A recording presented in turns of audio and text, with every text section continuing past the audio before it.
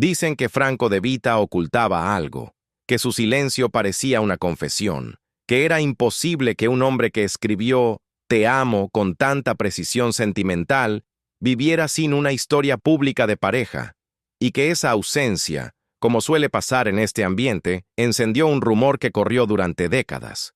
Lo curioso es que el rumor creció más que cualquier canción suya. Mientras unos juraban que él escondía una verdad íntima, otros aseguraban que simplemente defendía su vida privada con la misma disciplina con la que cuidaba cada acorde. Pero el chisme no perdona pausas, y cuando la gente no tiene respuestas, las inventa. Esa ironía es vieja.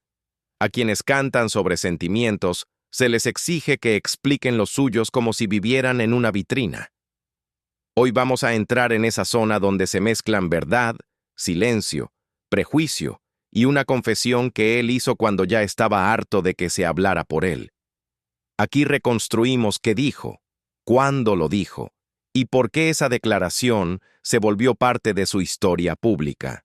Y antes de seguir, suscríbete y activa la campana porque lo que vas a escuchar te ayudará a entender un capítulo de su vida que casi nunca se cuenta en orden. Durante años, su nombre apareció ligado a todo tipo de especulaciones. No surgían de una investigación seria, sino de una antítesis muy mexicana, la necesidad de convertir la vida ajena en pasatiempo público, aunque la nuestra esté hecha un relajo. Mientras él componía en silencio, los rumores componían por él. Comparaban su discreción con un candado, como si guardar lo personal fuera un crimen. El punto es que ese ruido alcanzó su pico cuando la prensa panameña difundió una declaración inesperada. Franco explicó que llevaba una relación estable y que estaba cansado de que se hablara de él como si fuera un personaje inventado. Lo dijo con un tono firme, casi desafiante, desde un país que no era el suyo y frente a un público que lo quería, pero que también exigía respuestas. Esa admisión marcó un antes y un después, aunque él lo dijera con total naturalidad. Ahí se abrió el conflicto, porque si una vida privada bien cuidada ya era suficiente para alimentar teorías, su aclaración detonó aún más. Un sector la tomó como confirmación, otro como mentira, y otro como una jugada para calmar el ambiente. La ironía es que ningún grupo lo escuchó completo. Cada quien eligió la parte que quería para sostener su versión. Ese momento no fue un simple desmentido. Tampoco fue un escándalo improvisado.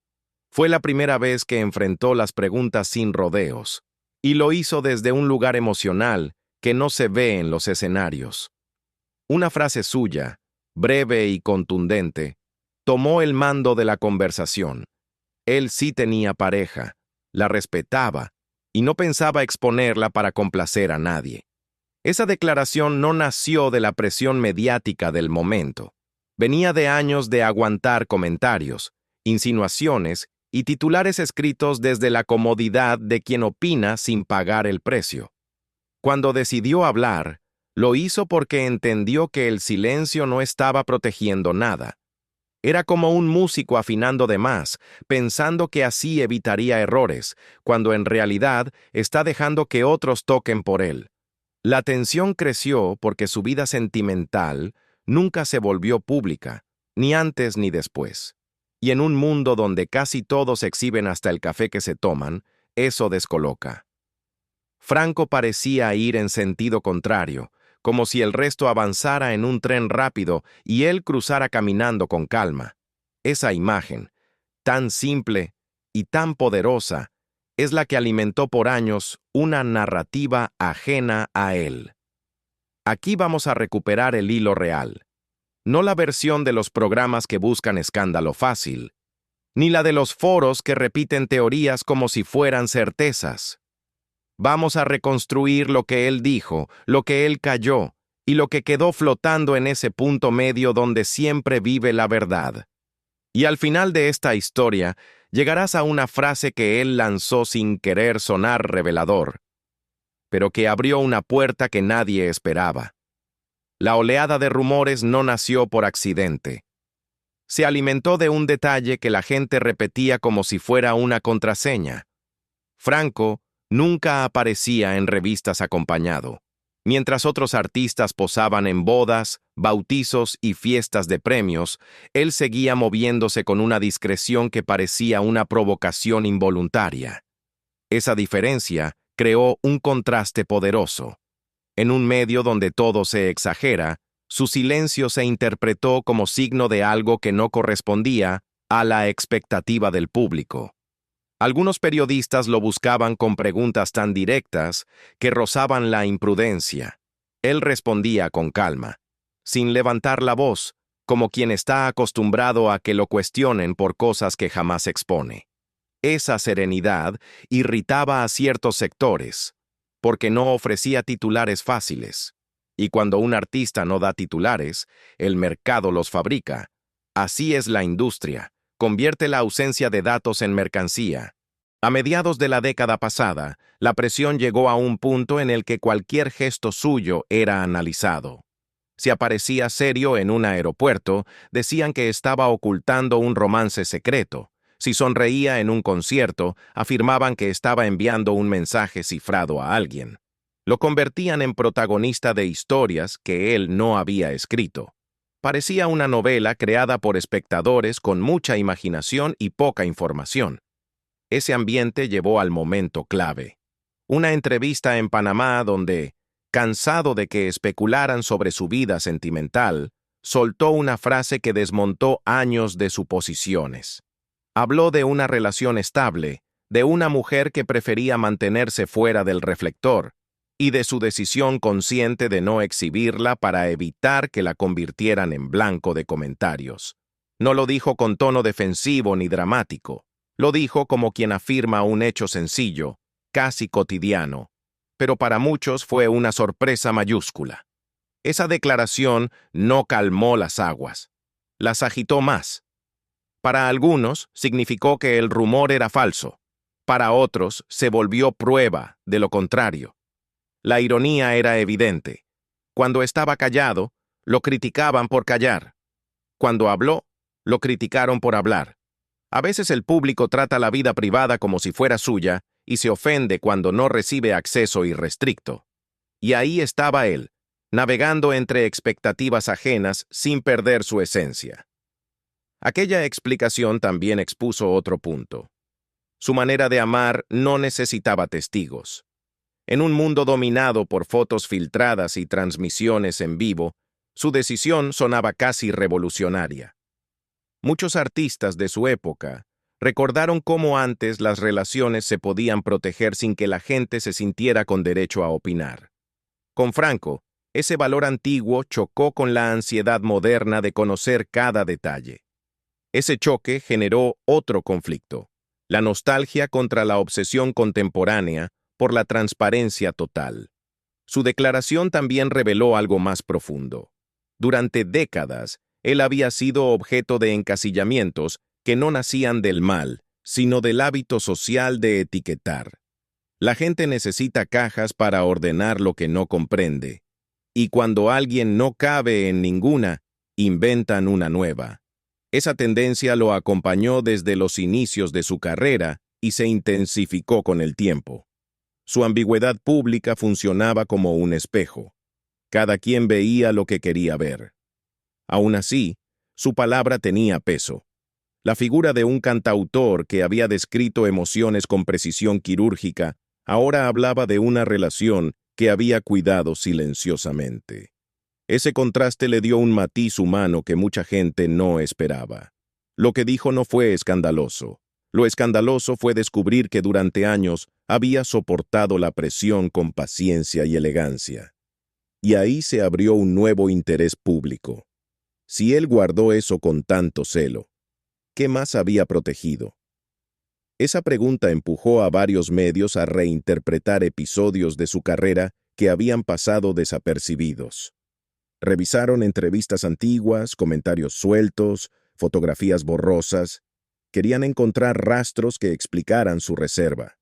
Pero lo único claro era que él se había mantenido firme en su idea. Su vida afectiva no era espectáculo. Y esa postura, en una industria que vive del espectáculo, lo volvió un caso atípico. La confesión panameña fue un parteaguas porque mostró un matiz que la gente no sabía cómo procesar.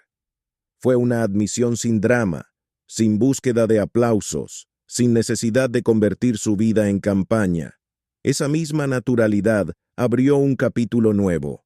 A partir de ahí, cada aparición suya generaba expectativas sobre lo que podría revelar, y eso creó un fenómeno curioso. Un hombre que amaba el escenario ahora debía lidiar con la sombra insistente de un rumor que él ya había desmentido. Pero esa no fue la última vez que su silencio se volvió arma de doble filo.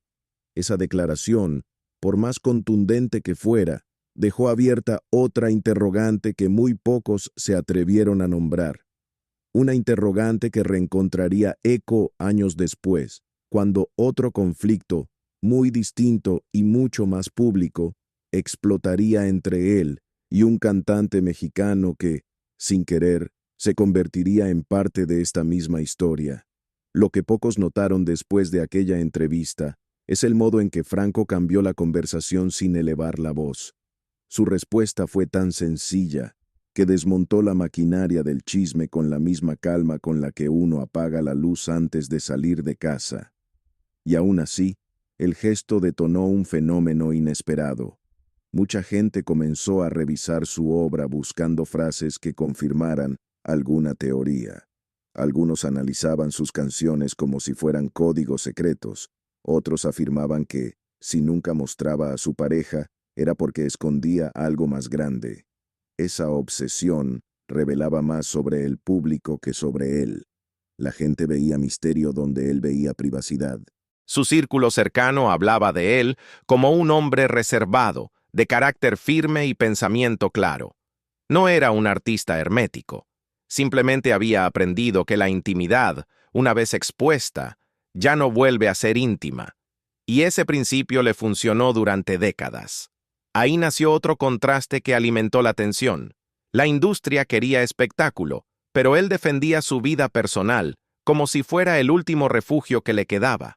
Era como ver a un violinista afinando, mientras a su alrededor se arma un escándalo que no pidió ni merece. Después de su aclaración en Panamá, algunos medios trataron de construir una narrativa más agresiva. Lo cuestionaban no por lo que dijo, sino por lo que no dijo. Hubo reporteros que insistieron en que, si no muestra su relación, es porque no existe. Franco respondió con un silencio que decía más que cualquier argumento. Y ese silencio, paradójicamente, se volvió su forma de enfrentar el ruido. Lo usaba como un escudo. Cuando lo atacaban con suposiciones, él regresaba al piano. Cuando le exigían explicaciones, él entregaba canciones. Ahí estaba la ironía. Querían exponerlo y él respondía con arte. Sin embargo, ese capítulo abrió la puerta a un patrón que se repetiría años más tarde. La opinión pública descubrió que atacar su privacidad generaba atención, y cuando un rumor funciona, se recicla. Por eso, cada vez que aparecía una nueva entrevista, la gente esperaba alguna declaración reveladora. Pero Franco nunca se dejó arrastrar. Su manera de cantar era emocional, pero su vida fuera del escenario era disciplinada. Ese contraste lo hacía más interesante para algunos y más frustrante para otros. Aún así, su comentario en Panamá quedó registrado. No como un escándalo, sino como una línea que rompió una inercia. La frase, "Tengo una maravillosa compañera y no necesito exhibir mi felicidad para que me crean", resonó entre quienes entendieron el peso del respeto. Aunque ese gesto calmó a muchos, también dejó pendiente una pregunta que no se resolvió del todo. Si esa relación existía desde hacía tiempo, ¿en qué otros momentos lo habían presionado para hablar? ¿Cuántas veces había enfrentado rumores sin responder? La respuesta llegó poco a poco, cuando algunos colegas recordaron episodios antiguos.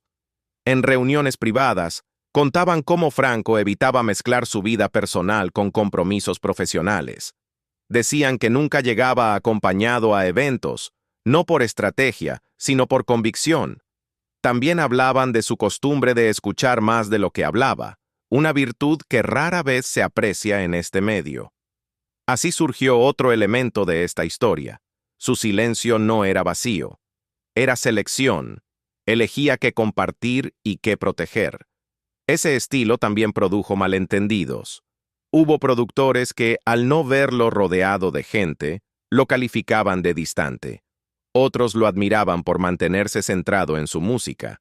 Pero todos coincidían en algo. Franco sabía exactamente quién era. Y cuando alguien tiene esa claridad, se vuelve difícil manipularlo. Su carrera está llena de decisiones que demuestran que prefería perder oportunidades antes que perder su esencia. Y justo ahí aparece el punto de quiebre que conecta su historia personal con uno de los conflictos más comentados de la música en español. La misma reserva que lo protegió durante años sería interpretada como estrategia cuando surgió una disputa profesional que involucró a una canción poderosa, dos voces influyentes y dos empresas que veían en ese tema un tesoro comercial. Un conflicto que puso a prueba su carácter y reveló otro lado de él. El hombre que jamás permitió que pusieran palabras en su boca tampoco permitiría que le quitaran una canción que sentía como propia. Y aunque en aquel momento nadie lo sabía, ese enfrentamiento marcaría un capítulo distinto, igual de intenso, donde la discreción ya no sería suficiente para dejarlo fuera de fuego cruzado. Era otra batalla, con otro tipo de consecuencias. Y tarde o temprano tendría que responder. El cambio verdadero ocurrió cuando algunos periodistas comenzaron a revisar la línea del tiempo de su carrera, buscando conexiones entre su vida privada y decisiones que habían pasado desapercibidas. No buscaban chismes. Buscaban coherencia en un artista que siempre había trabajado con disciplina. Y en esa búsqueda, encontraron una pista que reavivó la intriga. Años antes de la entrevista en Panamá, él había rechazado invitaciones a programas que pretendían exponer detalles personales, incluso cuando esas apariciones le habrían dado enorme visibilidad. Ese tipo de negativa no era común en una industria que premia la exposición. Él, en cambio, tomaba su vida personal como quien protege una fotografía familiar que no necesita mostrarse para tener valor. Ese gesto tan sencillo lo colocó en la mira como figura atípica. Y cuando alguien se sale de la norma, la gente lo analiza con lupa. Surgió entonces una lectura más profunda. Para muchos, su reserva no era señal de misterio, sino de equilibrio. Para otros, era la chispa perfecta para crear historias. Esa dualidad alimentó una dinámica que lo acompañó toda la vida. Mientras él hablaba de música, el público hablaba de él. Mientras él componía en silencio, el rumor se volvía más fuerte. Era como si cada nota que escribía generara otra teoría, aunque no tuvieran relación alguna. Con el paso del tiempo, sus declaraciones sobre su relación sentimental adquirieron otro matiz. No se trataba de esconder una verdad, sino de proteger un espacio que había construido con esfuerzo. Su comentario sobre mantener lejos a la prensa de su vida afectiva no solo aclaró su postura, también expuso la diferencia entre el artista y el hombre. Esa distinción, tan evidente para él, no lo era para los medios. Ellos querían unirlo todo en una sola narrativa. Él insistía en separarlo, y en esa insistencia se vio reflejado un rasgo que muchos admiraron: la capacidad de resistir sin gritar. Aún así, el rumor continuó, pero ya no tenía la misma fuerza. Después de su aclaración, el público comenzó a dividirse. Un grupo aceptó su palabra, otro siguió insistiendo, y un tercero empezó a mirar un poco más allá, preguntándose por qué un artista tan reservado sería sometido durante tanto tiempo a un escrutinio tan agresivo. Esa reflexión abrió un terreno inesperado, porque al investigar la presión mediática en torno a su vida sentimental, algunos descubrieron otro episodio donde la industria no solo cuestionó su privacidad, sino su autoridad musical. Y ahí comenzó a armarse el rompecabezas que conecta su vida personal con uno de los conflictos más tensos de su carrera. En ese momento, Pocos entendieron que la misma estructura que sostuvo el rumor, la especulación, el ruido, la manipulación de comentarios, también aparecería en una disputa profesional que marcaría un antes y un después. Un conflicto donde dos voces emblemáticas, dos estilos y dos compañías poderosas pelearían por una canción que terminó convertida en símbolo de orgullo para ambos. Esa batalla no empezó con un escándalo público, sino con una serie de movimientos silenciosos donde cada decisión tenía peso. Lo interesante es que, desde fuera, parecía un choque artístico, pero quienes conocían el ambiente sabían que esa situación iba más allá de una simple coincidencia. Para Franco, esa canción representaba algo más que un éxito potencial.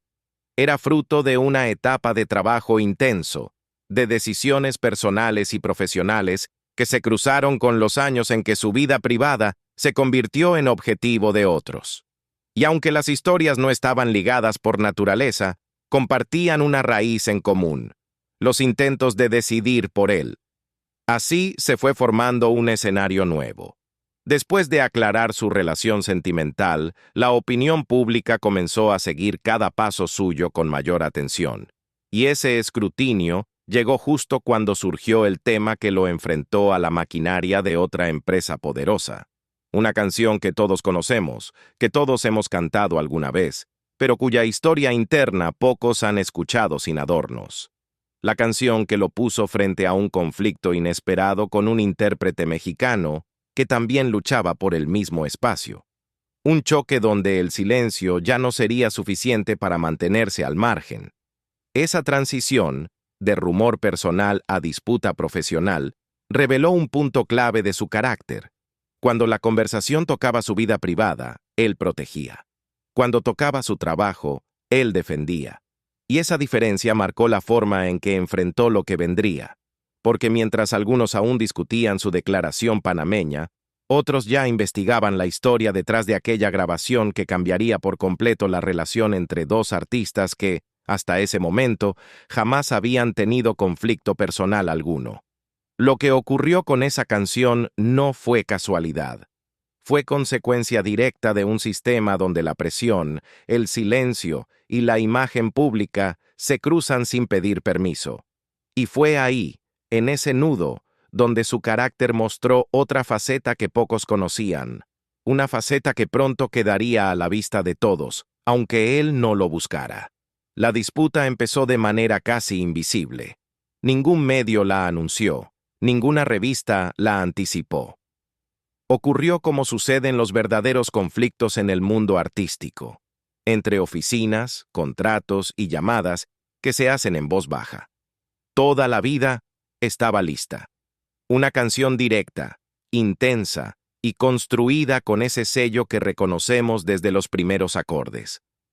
Franco la había escrito con la misma dedicación con la que alguien pule una pieza que sabe que durará décadas. Ahí estaba su ritmo, su letra, su intención. Era suya por convicción y por trabajo. Lo que nadie esperaba era que, al mismo tiempo, otra figura poderosa de la música mexicana también hubiera puesto la mirada en esa canción. Las compañías discográficas vieron el potencial y comenzaron a moverse como piezas de ajedrez. Una canción así no se trataba de gusto, sino de negocio. Y cuando hay dinero, prestigio y mercados de por medio, cualquier decisión se vuelve campo minado. El contraste era evidente. Mientras Franco cuidaba su privacidad como si fuera un tesoro personal, las empresas trataban esa canción como una mercancía que debía explotarse sin demora. Ese choque de visiones abrió una grieta que pronto sería imposible de ocultar. Emmanuel, la estrella mexicana, también estaba trabajando en material nuevo. Su nombre llenaba auditorios y tenía una presencia mediática enorme en aquel momento. Para su compañía, la canción era perfecta para relanzar su estilo con un sonido más fresco. La petición fue directa. Querían que la canción quedara en su voz, y aunque públicamente nadie lo dijo, internamente sabían que había prisa. El mercado mexicano estaba en crecimiento, y la canción podía convertirse en un éxito inmediato si la lanzaban rápido.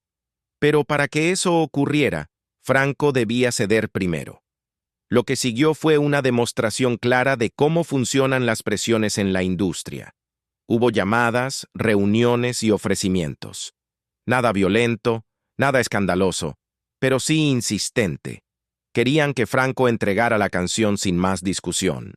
Él escuchó los argumentos, pero no aceptó. No había ego, había convicción. Esa canción representaba un momento creativo específico. Y para él no se trataba de quién la cantara mejor, sino de quién entendía su sentido. Su negativa no fue un desafío, sino un límite. Y cuando alguien establece un límite en un entorno que no está acostumbrado a ver límites, la tensión crece. Los ejecutivos no esperaban esa respuesta. Estaban acostumbrados a negociaciones rápidas, no a un artista que defendiera una obra con esa firmeza.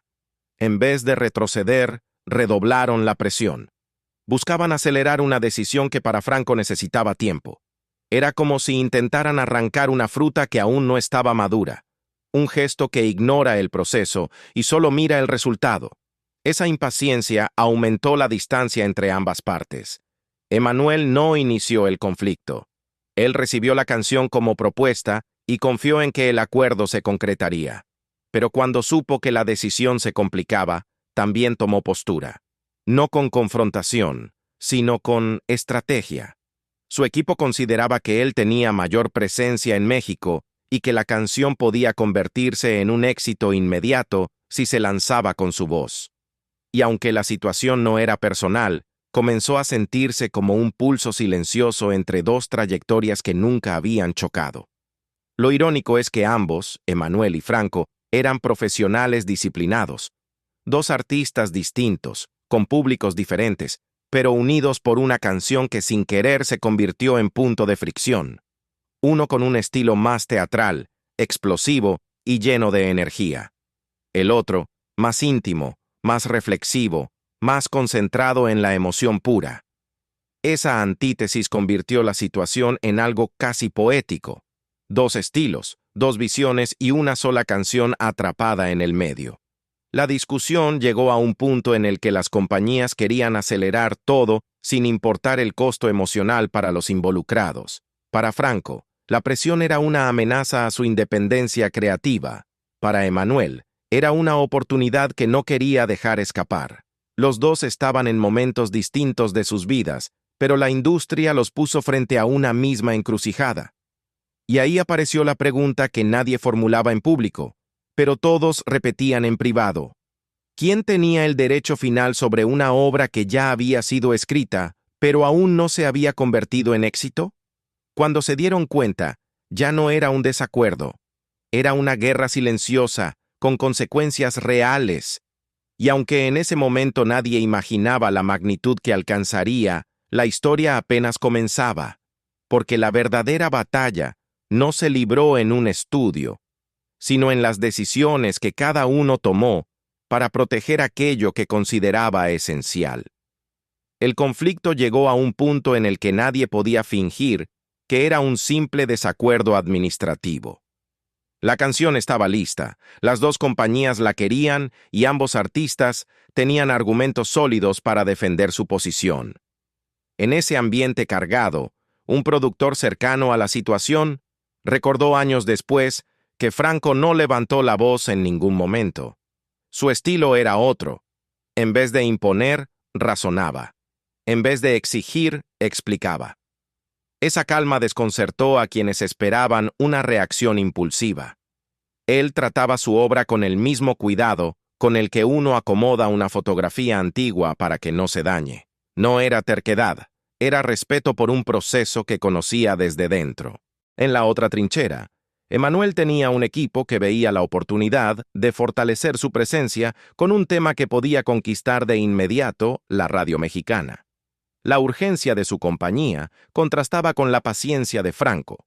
Dos tiempos distintos chocando sin intención, pero chocando al final. Esa diferencia creó una presión silenciosa, como si ambos se encontraran atrapados en un pasillo estrecho donde ninguno tenía espacio para retroceder. Ninguno había buscado ese enfrentamiento, pero ahora ambos sentían el peso de una decisión que no admitía ambigüedades. Hubo una reunión clave que varios mencionan en tono bajo. No fue una pelea, ni hubo gestos teatrales. Fue más bien una conversación fría, directa, donde cada parte presentó sus argumentos con precisión. Ahí quedó claro que la canción representaba cosas distintas para cada uno. Para Franco era parte de un proyecto personal que había trabajado con cuidado. Para Emmanuel era una oportunidad estratégica que podía redefinir su momento artístico. Esa diferencia no los volvía enemigos. Simplemente mostraba que estaban parados en lugares distintos y que ninguno podía ceder sin sentir que traicionaba algo propio. Lo curioso es que, mientras la tensión crecía, la prensa no sabía nada. Todo ocurría lejos de los reflectores. Nadie se enteró del tira y afloja, de las llamadas urgentes, ni de las discusiones entre ejecutivos. Y quizá por eso la historia tomó tal fuerza cuando, años después, se conocieron detalles.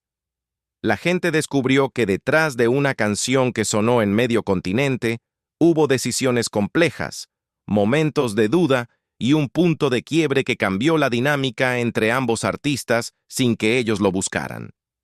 La decisión final llegó sin dramatismo. Después de semanas de discusiones, la compañía de Emmanuel avanzó con una grabación propia. El tema apareció en su disco y se volvió un éxito instantáneo. La voz, el estilo y la producción conectaron con el público de inmediato. Para millones de personas, esa versión se convirtió en la definitiva, pero quienes conocían la historia sabían que la canción había nacido en otra mesa, en otro silencio, en manos de un autor que no hizo escándalo, no reclamó, no se devaluó. Solo siguió adelante. Franco grabó su versión después, con un enfoque distinto. Su interpretación era más íntima, más directa, como si dijera, esto es lo que quise contar desde el inicio. La diferencia entre ambas versiones se volvió tema de conversación entre músicos y público, no como una competencia, sino como dos lecturas de una misma emoción. Era fascinante ver cómo una melodía podía transformarse al pasar de una voz a otra, como si cada quien revelara un ángulo que el otro no había visto. Aunque nunca hubo un enfrentamiento personal, el episodio dejó huella, no en forma de rencor, sino como lección. A partir de esa experiencia, Franco fue más cuidadoso con el material que presentaba antes de tener plena claridad sobre su destino. No era un gesto de desconfianza, era prudencia aprendida a fuerzas, y también entendió que, en este medio, cuando una canción tiene valor, las presiones externas pueden intentar moldear lo que nació de manera personal. Ese contraste entre arte y estrategia lo acompañó durante años. Lo más impactante de todo es que la situación nunca se hizo pública en su momento. Ninguno habló mal del otro. Nunca hubo declaraciones punzantes ni insinuaciones. Los dos conservaron la elegancia de quien entiende que el público no necesita ver la maquinaria interna para disfrutar del resultado.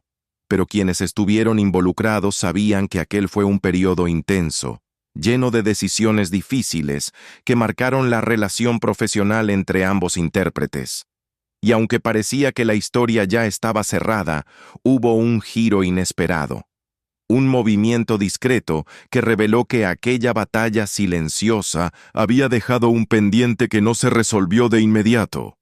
Porque mientras la canción seguía triunfando en la voz de Emmanuel, en la oficina de otro productor importante, llegó un aviso que cambiaría el rumbo de ese capítulo. No fue un reclamo ni una queja. Fue una instrucción que exigía una respuesta inmediata. Y esa respuesta, para sorpresa de todos, no dejaba margen de maniobra. La instrucción que llegó a aquel productor parecía sencilla, pero contenía una carga inmensa. Era un comunicado interno donde se solicitaba revisar a detalle la autoría, la fecha de registro y el primer uso comercial de la canción. No era una advertencia ni un conflicto legal.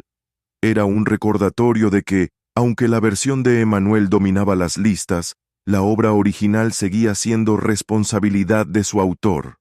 Ese documento llegó a manos de Franco no como un gesto de confrontación, sino como una señal de que la industria, por primera vez en ese proceso, reconocía algo que antes había querido minimizar. La canción nació de su pluma y su piano, y ese reconocimiento silencioso cambió por completo la lectura del episodio